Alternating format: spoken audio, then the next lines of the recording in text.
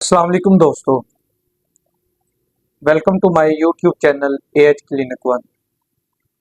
उम्मीद करता हूँ सभी खैरियत से होंगे। आज का हमारा टॉपिक हेमराइड्स, पाइल्स यानी कि बवासीर के हवाले से है। इस वीडियो के अंदर बवासीर किससे कहते हैं, इसकी कितनी इकसाम है और उसके साथ साथ हर किस्म के हवाले से कौन सी अलामात मरीज के अंदर डेवलप करती हैं, उस हवाले से हम बात करेंगे। दोस्तों, हेमराइड्स की डिफरेंट इकसाम है। सबसे पहले जानना ये जरूरी है कि हेमराइड किसे कहते हैं। दोस्तों, हेमराइड्स को आम जुबान में पाइल्स भी कहा जाता है।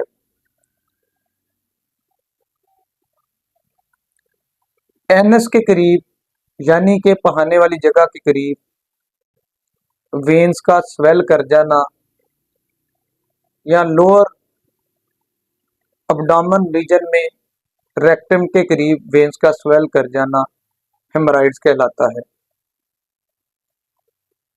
हेमराइड्स वेरिकोज वेन से मुशाबत रखती हैं। दोस्तों,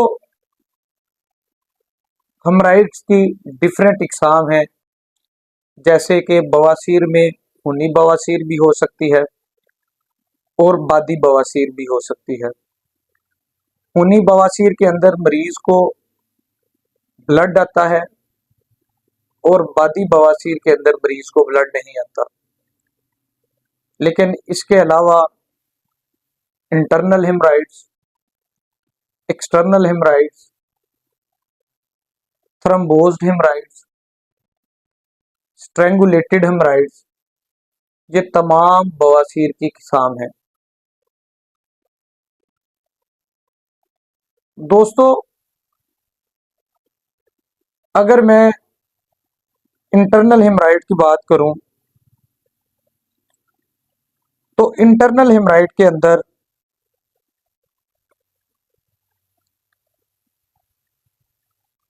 मरीज को जहां पे एनल ओपनिंग होती है, जहां से पहाना हारिज होना होता है, वहां पे ये इंटरनल हेमराइड डेवलप करती है और इसके अंदर मरीज को जो अलामात आती हैं उसमें पेनलेस ब्लीडिंग है, यानी कि बगैर दर्द के खून का आना, ड्यूरिंग बोल मूवमेंट मरीज जो स्टूल पास करता है, पहाना करता है, तो अपने टॉयलेट के ऊपर ताज़ा खून को देख सकता है और खून की थोड़ी सी मिकदार या बाज दफ़ा बहुत ज़्यादा मिकदार उसको देखने को मिलती है। जब पहाना पास करने के लिए एनल की ओपनिंग होती है तो बाज दफ़ा इंटरनल हेमराइड बाहर को निकलती है, जिसे हम एनल प्रोलैप कहते हैं। इंटरनल हेमराइड के अंदर ये दो चीज़ें वाज़े देखने को मिलती हैं। इंटरनल हेमराइड को चूंकि वो रेक्टम के अंदर होती है, इसलिए उसको देखा नहीं जा सकता, लेकिन ड्यूरिंग फिजिकल एग्जामिनेशन फील किया जा सकता है। अब दोस्तों, एक्सटर्नल हेमराइड्स की तरफ अगर हम आ जाए तो जो पहाने के करीब इर्द गिर्द जिल्द होती है, उसके इर्द गिर्द स्किन के अंदर सोजिश होना एक्सटर्नल हेमराइड कहलाता है। उसके अंदर मरीज को दर्द, सोजिश, डिस्कम्फर्ट इन सिटिंग यानी कि बैठते हुए परेशानी महसूस होना, ईचिंग और इरिटेशन पहाने वाली जगह पे हो सकती है। उसके साथ साथ मरीज ब्लीड करता है बाज़ दफ़ा मौके बन जाते हैं, जिसकी वजह से मरीज बहुत ज़्यादा ब्लीड करता है। हफ्ते में 2 दफ़ा 3 दफ़ा उसको ब्लीडिंग होती है, जिसकी वजह से उसका जीना अजीरन बन जाता है। दोस्तों, इसे एक्सटर्नल हेमराइड कहते हैं। उसके बाद थ्रम्बोज्ड हेमराइड है। बाज़ दफ़ा इंटरनल हेमराइड जब मरीज को डेवलप करती है तो खून का कोई लोथड़ा ड्यूरिंग स्टूल पास करते हुए जब इंटरनल हेमराइड वाले एरिया से निकलता है और वो अंदर ही रह जाता है, जिसकी वजह से मरीज को शदीद दर्द का सामना करना पड़ता है और बाज़ दफ़ा वो एनस के करीब, रेक्टम के करीब लंप की सूरत में अपनी शक्ल में ज़ाहिर होता है और इसकी इंतहाई शदीद दर्द होती है। इसे थ्रम्बोज्ड हेमराइड कहते हैं, यानी कि थ्रम्बोज्ड बवासीर कहते हैं। दोस्तों, थ्रम्बोज्ड हेमराइड्स के अंदर सुईर पेन, इन्फ्लामेशन, उसके साथ साथ hard discomfort lump near the skin देखने को वाज़े तौर पर मिलता है। इसी तरह स्ट्रंगुलेटेड हेमराइड की तरफ चले जाएं, स्ट्रंगुलेटेड बवासीर की तरफ चले जाएं, तो ऐसी इंटरनल हेमराइड यानी कि अंदरूनी बवासीर, जिसके अंदर अंदरूनी बवासीर को ब्लड की सप्लाई बंद हो जाए तो शदीद किस्म की पेन देखने को मिलती है, शदीद किस्म की दर्द देखने को मिलती है, जिसे हम स्ट्रंगुलेटेड हेमराइड या स्ट्रंगुलेटेड बवासीर कहते हैं। अब दोस्तों, काजिज की बात करें तो जो वेन्स बहाने वाली जगह के इर्द गिर्द करीब होती हैं, अगर किसी वजह से उनके ऊपर प्रेशर बढ़ जाए, किसी वजह से वो स्ट्रेच कर जाएं, तो हमें बवासीर का सामना करना पड़ता है।